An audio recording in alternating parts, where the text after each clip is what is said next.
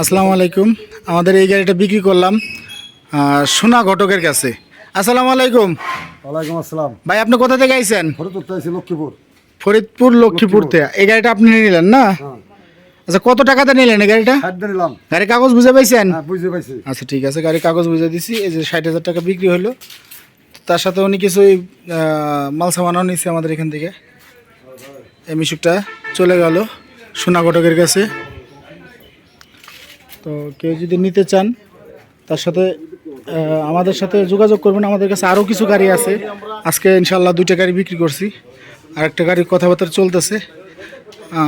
গোডাউনে কারেন্ট নেই দেখে আমি দেখাইতে পারতেছি না যে এখানে আমাদের গাড়িগুলা এগুলো সব আছে এখনও। কোরবানিদের কালেকশন। তো এই কোরবানি ঈদ উপলক্ষে এখান থেকে একটু আগে একটা বাড়াইছে, সোনা ঘটকের একটা বাড়াইলো। আর আরেকটা গাড়ির কথাবার্তা চলতেছে। এই গাড়িটা মনে হয় যে চলে যাবে ইনশাল্লাহ। এই যে বাইরের এই গাড়িটা, এই ভাইরা আইসে, ওনারা নিবে এটা, এই গাড়িটা। তো কেউ যদি নিতে চান আমাদের সাথে যোগাযোগ করবেন, ইনশাআল্লাহ আমরা গাড়ি দেওয়ার চেষ্টা করব।